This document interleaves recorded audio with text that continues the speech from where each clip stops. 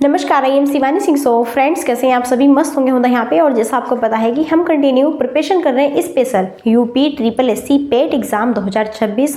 So guys देखो, यहाँ पर सबसे पहले मैं आपको हिस्ट्री, ठीक है ना, और जिसमें कि मैंने साथ में आपकी जीके ट्रिक वाली भी वीडियो स्टार्ट कर दी है, और साथ में पहले हम यहाँ पे हिस्ट्री कंप्लीट करेंगे, ठीक है।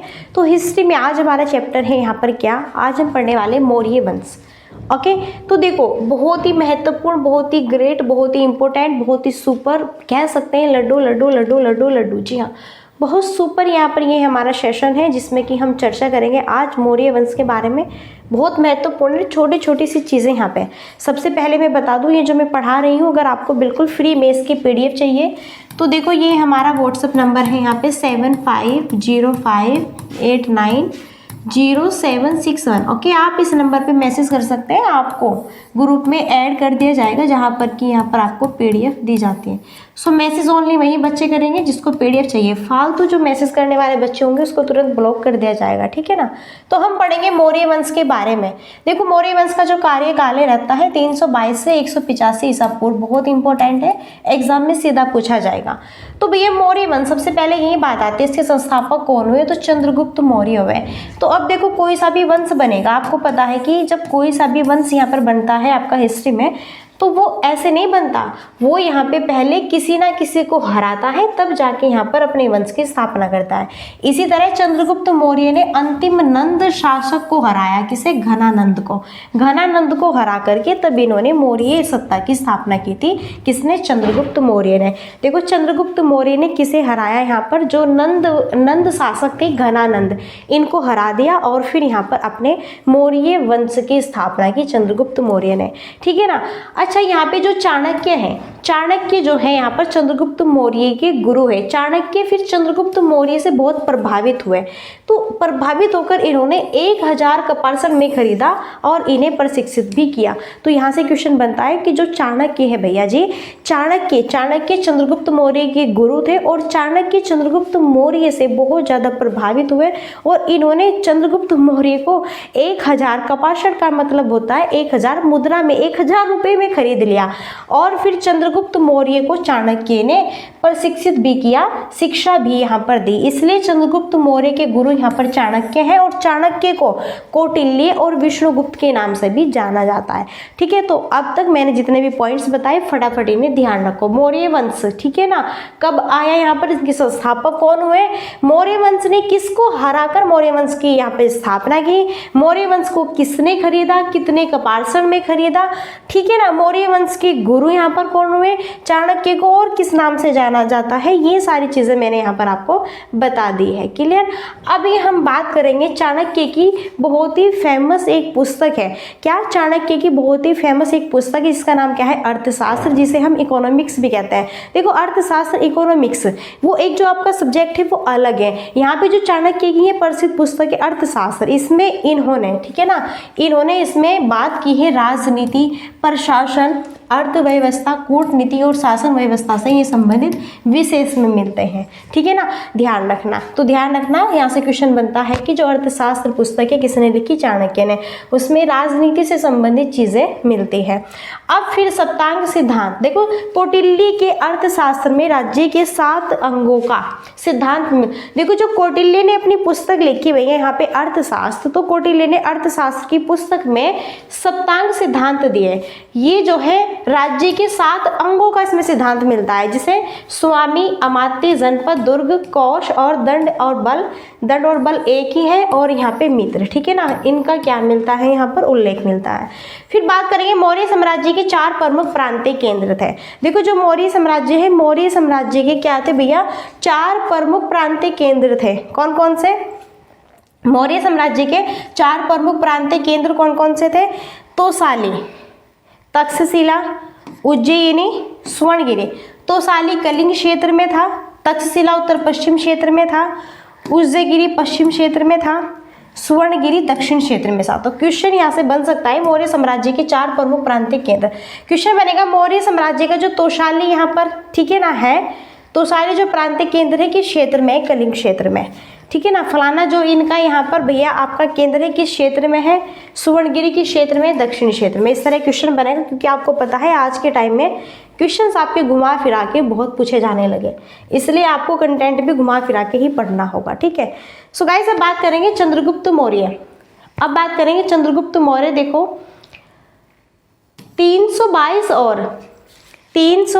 और देखो अभी मैंने बात की यहाँ पे मौर्य वंश की, ठीक है। तो मौर्य वंश की स्थापना चंद्रगुप्त मौर्य करते हैं। तो अब हम बात करेंगे चंद्रगुप्त मौर्य की, ठीक है। तो भैया जो चंद्रगुप्त मौर्य है इनका कार्यकाल 322 से 298 ईसा पूर्व रहा। मौर्य वंश के संस्थापक आपको पता है कि चंद्रगुप्त कहलाते हैं, ठीक है। अच्छा, चंद्रगुप्त के और भी अन्य नाम है, जैसे भारत का मुक्तिदाता इनको कहा जाता है, सेंड्रोक्रोट्स कहा जाता है और सेंडाक्रोट्स भी इन्हें कहा जाता है। सबसे पहले विलियम जोन्स ने सेंडोक्रोट्स की पहचान चंद्रगुप्त मौर्य से की थी। तो भैया सबसे पहले पूछा जा सकता है कि सेंडोक्रोट्स किसने कहा, किसने इसकी पहचान की कि यहाँ सेंडोक्रोट्स है, वो की विलियम जोन्स ने। अच्छा, फिर स्ट्रैबो के अनुसार स्ट्रैबो ने क्या कहा, चंद्रगुप्त मौर्य का एक उपनाम दिया, क्या यहाँ पे, पालीब्रोथम, यानी कि पाटलिपुत्र से जुड़ा हुआ था। ये कहा किसने, स्ट्रैबो के अनुसार। पूछा जा सकता है कि चंद्रगुप्त मौर्य का एक उपनाम पालीब्रोथम किसने दिया, तो ये दिया स्ट्रैबो ने अपने अनुसार, ठीक है। तो भैया जी यहाँ पर हम पढ़ रहे हैं मौर्य वंश, और मौर्य वंश में बात करेंगे इसकी जो राजधानी है, मौर्य वंश की राजधानी पाटलिपुत्र थी। मौर्य वंश के जो प्रधानमंत्री थे वो चाणक्य थे, जो कि चंद्रगुप्त मौर्य के गुरु थे।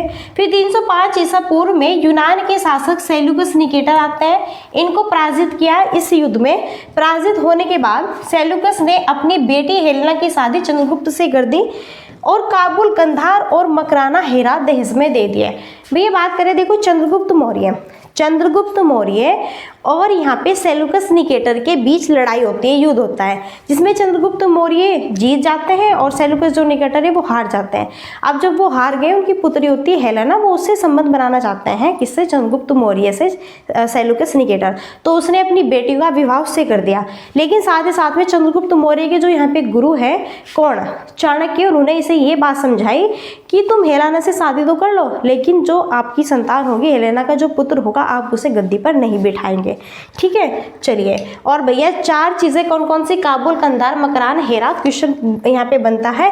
ये सेल्यूकस निकेटर ने इसको क्या दे दिया भैया जी, यहाँ पे दहेज में दे दिया। देखो भैया कहते हैं ना कि आज के टाइम में दहेज मिलता है, आज के टाइम में क्या दहेज देते हैं, चलो मान लो कार दे देते हैं, ठीक है, मानो।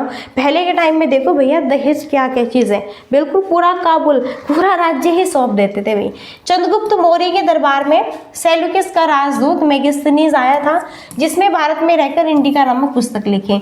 तो यहाँ से भी क्वेश्चन बनता है, बहुत इंपॉर्टेंट। चंद्रगुप्त मौर्य के दरबार में कौन आया, चंद्रगुप्त मौर्य के दरबार में कौन आया, यहाँ से बहुत क्वेश्चन बनता है ये हिस्ट्री में कि उसका राजदूत कौन था, वो फलाना ढिमकाना, उसके दरबार में कौन आया। चंद्रगुप्त मौर्य के दरबार में सेल्यूकस का राजदूत आया, कौन, चंद्रगुप्त मौर्य के दरबार में मेगिस्तीनीज आया।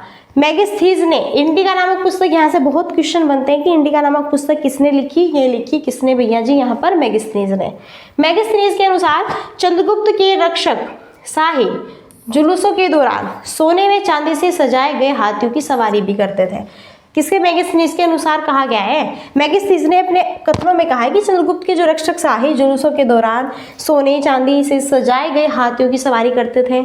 यहीं पे मेगिस्तीनीज ने यह भी कहा है कि पाटलिपुत्र एक बड़ा और सुंदर शहर है, जो कि एक विशाल दीवार से घिरा हुआ है। इसमें 570 मीनारें और कुछ 64 द्वार भी थे। ये किसने कहा, ये भी मेगिस्तीनीज ने ही कहा, ठीक है ना। सो गाइज अब हम बातें करेंगे यहाँ पे चंद्रगुप्त मौर्य के बारे में। उसके बारे में बात चल रही है, ध्यान दो। चंद्रगुप्त मौर्य ने व्यापक विजय प्राप्त करके प्रथम अखिल भारतीय साम्राज्य की स्थापना की। फिर उसके साम्राज्य में संपूर्ण बिहार, उड़ीसा और बंगाल के बड़े भाग के अतिरिक्त पश्चिमी और उत्तर पश्चिम भारत और दक्कन भी शामिल हो गए। तो जैसे ही भैया चंद्रगुप्त मौर्य का, मौर्य वंश का यहाँ पे शासन चल रहा था, तो चंद्रगुप्त मौर्य बैठे हुए थे गद्दी पर। तो इसके शासनकाल में धीरे धीरे इन्होंने भैया पूरे भारत पर ही कब्जा कर लिया, ठीक है। कहाँ, बिहार, उड़ीसा, बंगाल, साथ में दक्कन क्षेत्र, सभी क्षेत्रों में चंद्रगुप्त मौर्य ने दक्कन पर भी विजय प्राप्त की, दक्कन, ठीक है ना। फिर यहाँ पे प्लूटोकार्ट के अनुसार ये भी अपनी परिभाषा क्या देते हैं, प्लूटोकार्ट कहते हैं कि चंद्रगुप्त के पास लगभग 6 लाख सैनिक थे और उसने इनके साथ भारत के बड़े भाग पर विजय प्राप्त की। उन्होंने कहा कि पुलुरकार्ट ने कहा कि चंद्रगुप्त मौर्य ऐसे नहीं बने, उनके साथ भैया यहाँ पे 6 लाख सैनिक थे, तब जाके यहाँ पर उन्होंने पूरे भारत पर विजय प्राप्त की, ये कहते हैं प्लूटोकार्ट अपने शब्दों में, ठीक है। सो गाइज यहाँ पे जो है एक झील आती है जिसका नाम सुदर्शन झील है। इसका निर्माण कौन करते हैं? चंद्रगुप्त मौर्य के शासनकाल में हुआ, ठीक है। किसने कराया? पुष्यगुप्त वैश्य ने करवाया। यहाँ से बहुत क्वेश्चन बनता है, बहुत क्वेश्चन बनता है। तो झील है सुदर्शन झील, इसका निर्माण चंद्रगुप्त मौर्य के शासनकाल में हुआ था। किसने कराया था? पुष्यगुप्त वैश्य ने। फिर एक यहाँ पर जो है चंद्रगुप्त मौर्य के इसमें जूनागढ़ अभिलेख होता है, जूनागढ़ अभिलेख। जूनागढ़ अभिलेख में सुदर्शन झील और उसका निर्माण और उसके बाद जीर्णोद्वार का उल्लेख भी मिलता है। तो क्वेश्चन यहाँ से भी बनता है कि जो सुदर्शन झील है उसका, ठीक है, जो उल्लेख है किस अभिलेख में मिलता है? तो यहाँ पे जूनागढ़ अभिलेख में मिलता है। बाद में फिर रुद्रदामन आता है, उसके समय सुदर्शन झील की मरम्मत कराई जाती है। क्वेश्चन यहाँ से ये भी बनता है कि सुदर्शन झील की मरम्मत किसके काल में कराई गई, किसके समय? यहाँ पे जब होता है रुद्रदामन का समय। फिर चंद्रगुप्त मौर्य से संबंधित प्रमुख अभिलेख और स्रोत देख लेते हैं, ठीक है, जैसे कि सोहो गोरा ताम्रपत्र जो गोरखपुर में है और महास्थान अभिलेख बांग्लादेश में है। भद्रबाहु नामक जैन भिक्षु के प्रभाव में चंद्रगुप्त मौर्य ने अपने जीवन के अंतिम समय में जैन धर्म को अपना लिया। फिर बाद में भैया क्या होता है, देखो चंद्रगुप्त मौर्य बेचारे क्या हो गए यहाँ पे, इन्होंने भद्रबाहु नामक जैन भिक्षु के प्रभाव में आके, देखो मैंने आपको जब जैन धर्म पढ़ाया तो जैन धर्म में मैंने 2 चीजें पढ़ाई थी, एक यहाँ पे पढ़ाया था दिगंबर, एक श्वेतांबर। तो जो दिगंबर था वो भद्रबाहु से संबंधित था, ठीक है ना, दिगंबर, और एक श्वेतांबर, दिगंबर श्वेतांबर। दिगंबर का मतलब क्या होता है कि वो फिर जो है अपने पूरे वस्त्र उतार के यहाँ पर जैन धर्म, ठीक है ना, वो भैया रूप धारण आपका कर लेता है, बन जाता है। इसी तरह से अब वो भी जैन धर्म में, ठीक है ना, आ गया भैया। फिर लास्ट में क्या होता है, चंद्रगुप्त मौर्य ने जैन धर्म अपनाने का उल्लेख किया परिशिष्ट प्रवर्तन नामक जैन ग्रंथ में मिलता है। तो जैन ग्रंथ चंद्रगुप्त ने जैन धर्म अपनाने का जो यहाँ पे निर्णय लिया वो जो है किस जैन ग्रंथ में मिलता है? परिशिष्ट प्रवर्तन में। बहुत इंपॉर्टेंट है, ठीक है ना। अच्छा, फिर 298 ईसा पूर्व में कर्नाटक के श्रवणबेलगोला में चंद्रगुप्त मौर्य ने, देखो यहाँ पे क्या, सल्लेखना विधि से 43 दिनों में अपने प्राण त्याग दिए। सल्लेखना विधि, देखो सल्लेखना विधि, ये सब मैंने आपको 2 विधि होती है, ठीक है, सल्लेखना विधि होती है। देखो किसमें? जैन धर्म में मैंने 2 विधि पढ़ाई थी। जो सल्लेखना विधि है इसका ये मतलब होता है कि इसमें क्या भैया, यहाँ पे कोई भी व्यक्ति है, ठीक है, वो क्या करेगा भैया, खाना पीना जब छोड़ देगा तो बिल्कुल मृत्यु तो निश्चित है। तो उसने खाना पीना जल सारी चीज़ें यहाँ पे त्याग कर दी और बस बैठ गया मौन में, ठीक है। तो इसी तरह से चंद्रगुप्त मौर्य बैठे 298 ईसा पूर्व में कर्नाटक के जो श्रवणबेलगोला है इसमें चंद्रगुप्त मौर्य ने सल्लेखना विधि से कितने दिनों तक अपने प्राण त्यागे थे? 43 दिनों में। नोट इंपोर्टेंट नोट यहाँ पे कीजिए। मुद्रा राक्षस विशाखदत्त में चंद्रगुप्त मौर्य को सत्ता में लाने का वर्णन भी मिलता है। किस पुस्तक में? मुद्रा राक्षस, ठीक है ना। चलिए आगे बढ़ते हैं। अभी यहाँ पर देखो हमने चंद्रगुप्त मौर्य की बात की, तो भैया चंद्रगुप्त मौर्य की शादी हो गई हेलेना से, ठीक है। धीरे धीरे फिर यहाँ पर क्या होता है भैया, इनके बच्चे भी हो गए। इनका बच्चा कौन है? बिंदुसार। तो बिंदुसार के बारे में हम चर्चा करेंगे। बिंदुसार कौन है? चंद्रगुप्त मौर्य का बेटा है। तो बिंदुसार का कार्यकाल लगभग 298 से 273 ईसा पूर्व रहा। अच्छा, इनके पिता यहाँ पे मैंने बताया ना चंद्रगुप्त मौर्य थे। अच्छा, फिर बिंदुसार के भी 2 बेटे होते हैं जिसका नाम सुसीम होता है और अशोक होता है, ठीक है ना। सुसीम क्या होता है? बेचारा भोला भाला, अशोक बड़ा ही चंट होता है। फिर इसके और अन्य नाम है बिंदुसार के। बिंदुसार को अमित्रघात भी कहा जाता है। अमित्रघात का मतलब होता है जो शत्रुओं का नाश करने वाला हो, ठीक है ना। अमित्रघात, भद्रसार और सिंहसेन, ये सभी नाम किसके भैया जी? ये सभी नाम है किसके? बिंदुसार के, ठीक है ना। चलिए, अच्छा, बिंदुसार की आजीविक संप्रदाय में रुचि थी। आजीविक संप्रदाय में रुचि थी किसके? बिंदुसार के। यहीं पर बिंदुसार के दरबार में एक पिंगल वत्स नाम एक भविष्य वक्ता आता है जो कि आजीविक संप्रदाय से संबंध, देखो ये आजीविक संप्रदाय में रुचि इसलिए रखते थे। बिंदुसार के दरबार में कौन आया था? पिंगल वत्स नामक एक भविष्य वक्ता आया था जो कि आजीविका संप्रदाय से संबंधित था। तो इसने भैया यहाँ पर बिंदुसार को भी इस चीज़ में क्या बना दिया? रुचिकर बना दिया, ठीक है, आजीविक संप्रदाय में। फिर यहाँ पर क्या होता है? बिंदु शासन का शासनकाल में 500 सदस्यों वाली मंत्री परिषद का उल्लेख मिलता है। मंत्री परिषद का प्रधान खल्लाटक था। तो यहाँ से देखो किस तरह क्वेश्चन बनेगा, ध्यान से सारी चीज़ें मैं बता दे रही हूँ। तो देखो भैया, बिंदुसार के शासन में 500 सदस्यों वाली मंत्रिपरिषद का उल्लेख मिलता है। मंत्रिपरिषद का प्रधान कौन होता है? खल्लाटक होता है, ध्यान रखो। फिर बिंदुसार ने क्या किया? सीरिया के शासक हुए एंटियोकस प्रथम से सूखी अंजीर, शराब और एक दार्शनिक की मांग की थी। बिंदुसार ने, ध्यान दो भैया, बिंदुसार ने सीरिया देश का नाम है। सीरिया के शासक कौन हुए? एंटियोकस प्रथम हुए। वहां से 3 चीजें, सूखी अंजीर, शराब और दार्शनिक। तो भैया एंटियोकस है, इन्होंने उत्तर दिया कि दार्शनिक को भेजना संभव नहीं है, लेकिन अन्य वस्तु भेज सकते हैं। ठीक है, तो भैया सूखी अंजीर और शराब, ये 2 चीज तो भेज दी, ठीक है, बिंदुसार के पास, लेकिन दार्शनिक नहीं भेजे। फिर एंटियोकस प्रथम ने डाइमेगस नामक व्यक्ति को बिंदुसार के दरबार में राजदूत के रूप में भेजा था। ध्यान दीजिए, बिंदुसार की बात कर रहे हैं। बिंदुसार ने सीरिया के यहाँ पे शासक हुए, जिसका नाम क्या हुआ? एंटियोकस प्रथम। इससे 3 चीज की मांग की। 3 चीज के नाम ध्यान रखना, सूखी अंजीर, शराब और दार्शनिक। तो भैया इसने बोला कि दार्शनिक को छोड़कर बाकी चीजें मिल जाएगी, भाई दार्शनिक नहीं भेजे जाएंगे। ठीक है भैया, 2 चीजें दे दो, बिंदुसार ने बोला। फिर एंटियोकस प्रथम ने क्या किया? डाइमेगस नाम का एक व्यक्ति था जो कि बिंदुसार के दरबार में, तो मैंने कहा यहाँ से ये बहुत क्वेश्चन बनते। देखो, चंद्रगुप्त मौर्य के दरबार में मेगास्थनीज आया था, इसी प्रकार यहाँ पे बिंदुसार के दरबार में कौन आता है भैया जी? डाइमेगस आता है, जो कि एंटियोकस प्रथम ने भेजा था। ओके, चलिए। फिर यहाँ पे मिस्र के शासक हुए टोलेमी द्वितीय फिलाडेल्फस। इन्होंने डायोनीसियस नामक राजदूत को बिंदुसार के दरबार में भेजा। साथ ही साथ देखो भैया, एंटियोकस ने तो भेजा ही अपना राजदूत, साथ ही साथ में मिस्र देश के शासक हुए टोलेमी सेकेंड फिलाडेल्फस, इन्होंने भी डायोनीसियस राजदूत को भेजा था बिंदुसार। तो बिंदुसार के दरबार में 2 व्यक्ति आते हैं, ध्यान रखना, बिंदुसार के दरबार में 2 व्यक्ति आते हैं। 2 व्यक्ति, एक को भेजते हैं एंडोक्रोट्स और एक को भेजते हैं यहाँ पे कौन? टोलेमी द्वितीय फिलाडेल्फस भेजते हैं डायोनीसियस को, और जो वो होता है वो भेजता है वहाँ पे किसको? मैंने भी बताया है। ठीक है, सो सारी चीजें ध्यान रखना। फिर बिंदुसार के शासनकाल में तक्षशिला में अशांति विद्रोह हुआ था।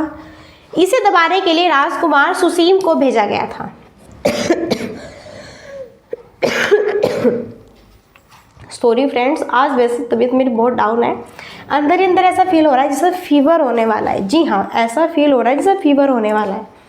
चलिए, तो देखो यहाँ पे भैया जी, चंद्रगुप्त मौर्य, बिंदुसार खत्म हो गए। अब पढ़ेंगे अशोक। अशोक महान के बारे में पढ़ेंगे। और आप तो जानते ही है, जो अशोक महान है यहाँ पे, ये चंद्रगुप्त मौर्य के महान सम्राट भी कहलाते हैं। ठीक है, इनका शासनकाल है 273 से 232। और ये कौन है फटाफट बताओ, अशोक कौन है? बिंदुसार का बेटा है कि नहीं? 2 बेटे हुए थे, बिंदुसार का बेटा है अशोक। इनके पिता का नाम बिंदुसार है, माता का नाम कौन है भैया? सुभद्री है। राज्याभिषेक से पहले अशोक उज्जैन का राज्यपाल था। राज्याभिषेक होने से पहले अशोक उज्जैन का राज्यपाल भी था। ठीक है, अच्छा, यहाँ पे अशोक के गुरु कौन हुए? राधागुप्त हुए, जो कि चाणक्य के पोते थे। अभिलेखों में क्या क्या नाम मिलते हैं अशोक के? देव नाम पियदर्शी। इसका क्या अर्थ होता है? देवताओं का पीरी और पीरदर्शी। भैया देवताओं को पीरी कहा जाता है किसे? अशोक सम्राट को। ओके, चलिए, बहुत अच्छी बात है। अभी यहाँ पे चर्चा करेंगे। पुराणों में अशोक को अशोकवर्धन भी कहा गया। किसमें? पुराणों में। देखो, पुराणों में अशोक को अशोकवर्धन कहा गया। दीप वंश में अशोक के लिए करमोली नाम मिलता है। सिंहली अनुश्रुति के अनुसार क्या कहा गया? देवी अशोक की प्रथम पत्नी थी। देवी से महेंद्र और संघमित्रा का जन्म हुआ। 2 पुत्र इनके यहाँ पे, ठीक है ना, उनका जन्म हुआ, अशोक के 2 पुत्र। बौद्ध ग्रंथ दिव्यावतार में अशोक की कन्या पत्नी थी कौन? तिस्सिर सीता का उल्लेख मिलता है। फिर बौद्ध परंपरा के अनुसार ये भी कहा गया कि भैया अशोक ने अपने 99 भाइयों की हत्या करके तब जाके राजगद्दी पर बैठा, लेकिन कुछ इतिहासकार इसे नहीं मानते। आप बताओ मुझे भैया, क्या एक माँ यहाँ पे 99 बच्चे पैदा कर सकती है? बताइए, क्या ये बात इतनी? भाई हिस्ट्री क्या है, किसने लिखा है इसको, बताओ। तो इसमें कितना सत्य है, कितना असत्य, क्या कुछ पता है? नहीं ना। तो बताइए, क्या 99 बच्चों, ठीक है, क्या 99 बच्चों की भी माँ होती है? बताओ, क्या 99 भाई की भी कोई हत्या करके राजगद्दी पे बैठ सकता है? 99 भाइयों की? तो भैया पता नहीं क्या बना रखा है। तो इसी तरह ध्यान रखो, पुराणों में ऐसे अशोक को अशोकवर्धन कहा गया। दीप वंश में क्या कहा गया? करमोली। फिर सिंहली अनुश्रुति के अनुसार ये कहा गया है कि देवी अशोक की प्रथम पत्नी थी। देवी के 2 बच्चे हुए, महेंद्र और संघमित्र। और बौद्ध ग्रंथ में अलग ही चीज कहा गया कि दिव्यावतार में अशोक की एक अन्य पत्नी मिलती जिसका नाम तिष्यरक्षिता होता है। तो भैया देखो अशोक के बारे में क्या क्या चीजें कही गई है, सबने अपने अपने अनुसार कहा है। तो कितनी सही है कितनी झूठ है ये तो रब ही जाने। हमारा तो रब ये जानता है कि बस हमें पढ़ना है, यूपी SSC पैट को क्वालिफाई करना है। आगे बौद्ध परंपरा के अनुसार फिर वह अपने 99 भाइयों की हत्या करता है। ठीक है, ये तो मैंने बता दिया। अब देखो अशोक के कार्यकाल में कलिंग युद्ध होता है। कलिंग युद्ध होता है अशोक के राज्याभिषेक के 8वें वर्ष लगभग 261 ईसा पूर्व में हुआ था। इसका उल्लेख मिलता है अशोक के 13वें शिलालेख में। ठीक है, यहाँ से क्वेश्चन बनता है कलिंग युद्ध कब हुआ था? 261 ईसा पूर्व में। ठीक है ना, तो कलिंग युद्ध का उल्लेख अशोक के कौन से शिलालेख में मिलता है? 13वें शिलालेख में। ठीक है, अच्छा कलिंग की राजधानी क्या थी? तोसली थी। कलिंग वर्तमान ओडिशा के क्षेत्र में स्थित था। ओके, सो गाइज आप ये भी ध्यान रखिए कलिंग युद्ध कहाँ पे हुआ था, कहाँ पे स्थित था। सो सारी चीज़ें। भैया लाइट आज बहुत ज़्यादा डिम आ रही है, इसलिए देखो हम भी कैसे बिल्कुल ब्लैक से यहाँ पे हो गए। कोई बात नहीं, हम ब्लैक हो जाए, काले गोरे पीले लाल जैसे भी, लेकिन आपको ये बस पीडीएफ अच्छी दिखनी चाहिए। ओके, कलिंग युद्ध के भयानक परिणामों से अशोक को गहरा पश्चाताप हुआ। कलिंग युद्ध के भयानक परिणामों से, कलिंग युद्ध के बहुत ही भयानक परिणाम निकल के आए, तो यहाँ पे अशोक को बहुत ही पश्चाताप हुआ। फिर उसने भैरी घोष यानी युद्ध विजय की नीति छोड़ दी। यहाँ पे अशोक ने कहा भैया मुझे नहीं लड़ाई करनी। अब इसने भैया धम्मघोष यानी धम्म और शांति की नीति अपना ली। अब देखो ये क्या करेंगे अशोक भैया जी, फिर इन्होंने धम्म की अवधारणा को लोकप्रिय बनाया और कलिंग युद्ध के बाद अशोक का झुकाव बौद्ध धर्म की ओर पड़ा। किसकी? बौद्ध धर्म की ओर पड़ा। और बौद्ध परंपरा के अनुसार अशोक को उपगुप्त ने बौद्ध धर्म की दीक्षा दी। ठीक है, देखो अशोक को उपगुप्त ने, अशोक को बौद्ध धर्म की दीक्षा किसने दी थी? उपगुप्त ने दी थी। तो भैया जैसे ही अशोक कलिंग युद्ध करता है तो कलिंग युद्ध से बहुत ही ज़्यादा इसे दुख पीड़ा होती है कि कैसे एक दूसरे का हम खून करते हैं, मारते हैं एक दूसरे को, ये सही बात नहीं है। इसलिए भैया इन्होंने फिर बौद्ध धर्म को अपना लिया, सारी चीज़ें छोड़ दी, अब शांति से रहेंगे। क्या बात है। अब यहाँ पे ध्यान दो, बौद्ध धर्म के प्रचार के लिए अपनी पुत्र पुत्री, अब यहाँ पर देखो भैया अशोक सम्राट ने बौद्ध धर्म का प्रचार प्रसार करवाने के लिए इसके 2 यहाँ पे बच्चे थे, एक पुत्र एक पुत्री अशोक की, महेवाव और संघमित्रा, इनको श्रीलंका भेजा। यहाँ से बहुत क्वेश्चन बनता है कि बौद्ध धर्म के प्रचार प्रसार के लिए अपने बच्चों को, पुत्र पुत्री को, ठीक है ना, अशोक सम्राट ने कहाँ भेजा था? श्रीलंका। कौन थे वे? महेवाव और संघमित्रा। अशोक महान की मृत्यु कब होती है? 232 ईसा पूर्व में। अशोक ने बराबर की पहाड़ियों में 4 गुफाएं भी बनवाई। कहाँ पे? बाबर की पहाड़ियों में 4 गुफाएं भी बनवाई। पहली कर्ण है, विश्व झोपड़ी है, सुदामा गुफा है और क्या है? चौपाल। ये यहाँ पे 4 जो है इन्होंने बनवाई। अभी चर्चा करते हैं। देखो सांची की स्तूप का निर्माण मध्य प्रदेश में करवाया किसने? अशोक ने। और अशोक प्रथम भारतीय सम्राट हुआ जिसने अपने अभिलेखों की सहायता से सीधे प्रजा को भी संबोधित किया। अशोक के कुछ अभिलेख हैं, जैसे भारत में अभिलेखों का सबसे पहला प्रचलन अशोक के समय हुआ था। फिर यहीं पे अशोक के अभिलेखों में ध्यान दीजिएगा, अशोक के अभिलेखों का मुख्य रूप से 3 भागों में बांटा गया है। अशोक के अभिलेखों को देखो 14 तो इनके शिलालेख बताए गए, 7 यहाँ पे स्तंभलेख बताए गए, 3 यहाँ पे इनके गुहालेख बताए गए अशोक के। ध्यान रखना क्वेश्चन बनता है कि अशोक के शिलालेख कितने हैं, स्तंभलेख कितने हैं, गुहालेख कितने, तीनों चीजें मैं अच्छे से आपको पढ़ाऊंगी क्योंकि पता नहीं कब कौन से और कहाँ से कौन से क्वेश्चन आपके बन जाए। तो पहले तो मैं यहाँ पर बता दे रही हूँ, ये पूरा 14 जो प्रमुख शिलालेख है ये आपके अलग अलग लेखों का समूह है जो 8 प्रमुख स्थानों से प्राप्त हुए हैं। देखो अशोक के जो 14 शिलालेख हैं ये 8 स्थानों से प्राप्त होते हैं। वो 8 स्थान कौन कौन से भैया जी, कहाँ कहाँ से प्राप्त होते हैं बताइए? क्या आपको दिख रहा है?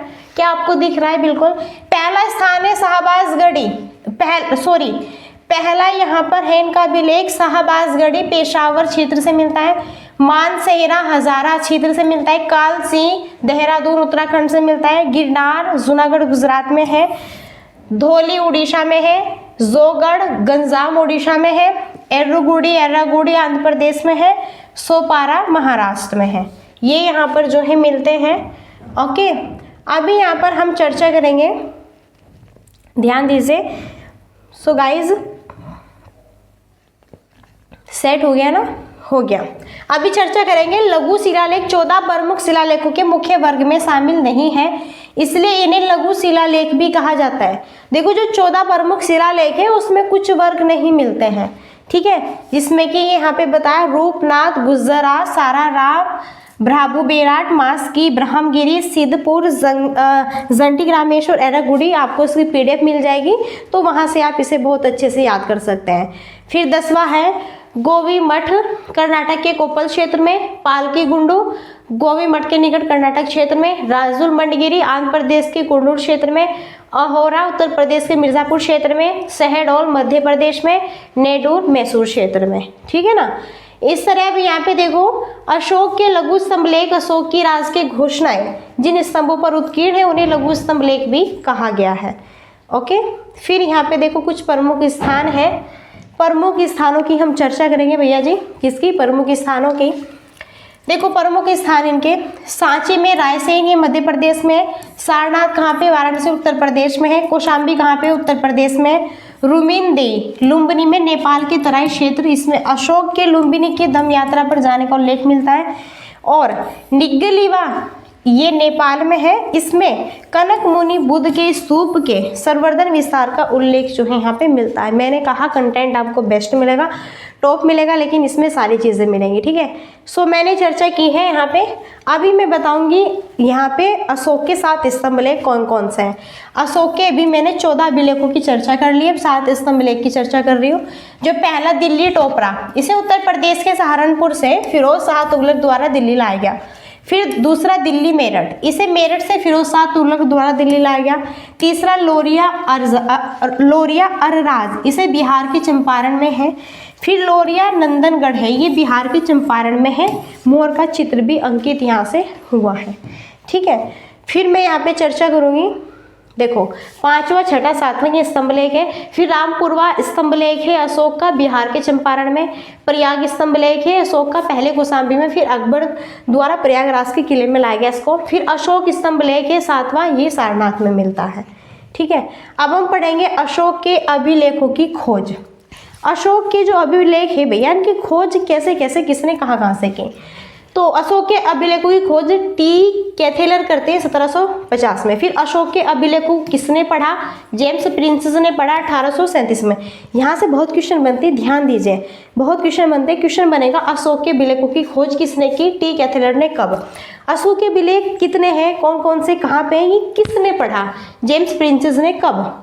अशोक के अभिलेखों की लिपि क्या है? देखो भारत में अशोक के जो अभिलेख है वो ब्राह्मी लिपि में है, पाकिस्तान में खरोष्टी लिपि में है, अफगानिस्तान में अरमाइक लिपि में है, एशिया में माइनर लिपि में, तुर्की में ग्रीक लिपि में है अशोक के अभिलेख। ओके, ध्यान रखो।